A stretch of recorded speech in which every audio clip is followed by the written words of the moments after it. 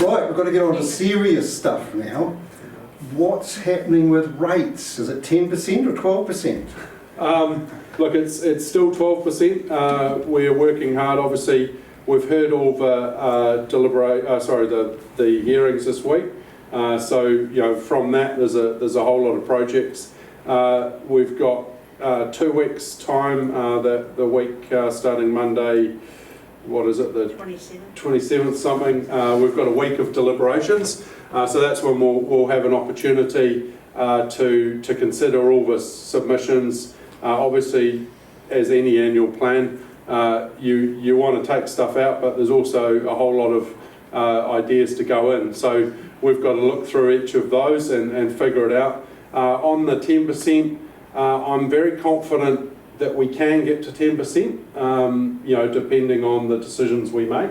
So that's kind of a, you know, if we do that, there's going to be things that we're going to say no to.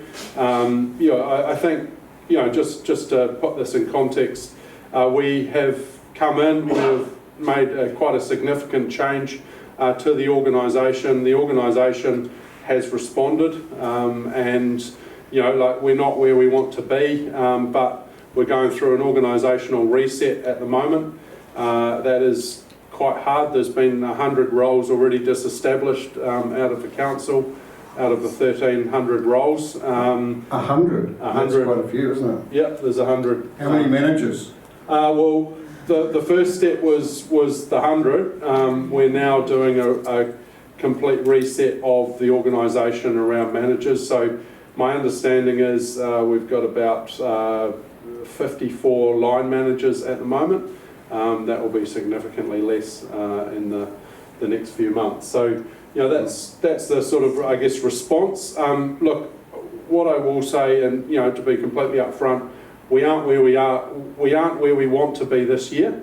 But you know, these changes we make now will flow through into future years. So we've been very clear that there is a ceiling on rates, and the ceiling is those jumps in the long-term plan. We're very confident we'll be under what was proposed this year by the end of deliberations, and next year we hope to you know, get down into that single digits and stay there. So that'll be good. Yeah. Okay. Now you've used your 2 minutes up. I've got to be fierce. Yeah, no, all good. So what do you think is an affordable rates increase? And do you think the current level of rates is sustainable for Tauranga citizens or Tauranga ratepayers? 12% or 10%, even 10% above what most people's salary and wages increases by each year? Yeah, it's a hard one because we're really trying to find a balance at the moment. And you know, just to put it in context, you know, this city has grown in the last 12 years 40%. In that time, we have not delivered one major community project. So in 12 years, we've grown 40%, have not delivered one community project.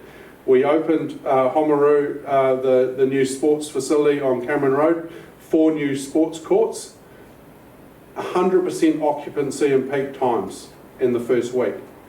Yeah. That is the deficit we have. So, you know, we're going to have to keep delivering. What is affordable? Well, firstly, we want to be in the single digits, and then it's just a matter of trying to balance, you know, what we've got to spend and what we need. And you know, that is a challenge. But you know, all I can say is every dollar we do spend, we want to make sure that is getting us good value for money, because you know, I think we've seen with what's happening at the moment that people aren't happy with the way the money's been spent.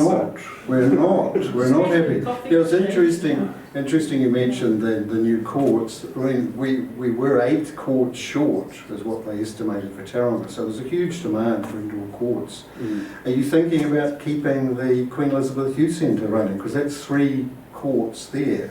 Yeah, it's a great example. So, you know, again, we know we need a new pool, right? There's bay wavers, as they say, makes human soup on most weekends. That's how full it is at capacity. So we need a new pool. There was a new pool proposed for Memorial Park at $124 million.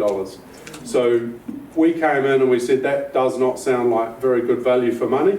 And so we paused that project. By pausing the project, within 3 weeks, they got that project to $99 million. Then we said, okay, well, I'm not sure $99 million is, if you can find 25 in the space of 3 weeks, maybe we need to have a bit more of a look at that. So that's exactly what we've done. Right now we're doing geotech investigations on the site of the existing memorial pool because we've gone and had a look at QE2. QE2, look, it's an earthquake-prone building, but we don't have to do anything to it until 2041. So if we can deliver that pool on the existing site, that means that we've got 3 courts until 2041. And obviously we're firstly just trying to make sure we've got the site, and then we'll redesign that pool and make sure we're getting good value for money. So that's just one example, I guess, of a project. Is that going to be a 50-metre pool or 30? So no, and it's a really good question, because that came through in the feedback as one of the most popular options, a 50-metre pool. We are determined to deliver a 50-metre pool, but what our advice has been, and this is not from council or anything else, is a 50-metre pool needs to be, like, if you're going to use it for 50-metre activities and a real competition pool, it needs to be a standalone pool. It's got different so no temperatures. Wave machine or no, it's a slide or it's a pure competition facility. Yeah. So what we're going to deliver at Memorial Pool is a leisure facility. It'll be a 25-metre pool and learn to swim and hydrotherapy, similar to some of the stuff we do at Baywave, but much more at sort of community. And then we'll obviously, if we can deliver that for a good price, we'll have hopefully a bit more money that we can go and deliver the 50-metre pool and somewhere else. Yeah, somewhere else. So. Apparently Baywave was designed to put a 50-metre pool in, but it is a multi-purpose pool as well. Yeah, it's again, look, from the investigations we've done, it's not, again, it wouldn't be the right place to have a 50-metre competition pool. Yeah, that's fair enough. Different temperatures. So is Memorial Park the only place for an aquatic centre, or could it go somewhere else? Yeah, potentially it could go somewhere else. The issue is sites and and where. So if you've got any great ideas of a big place that we could put. Papamoa. Talk to Steve Morris. He'll tell you where everything needs to go. Everything should be in Papamoa. It's the centre of. You know that Tauranga is a suburb of Papamoa. You know that? No, I'm just joking.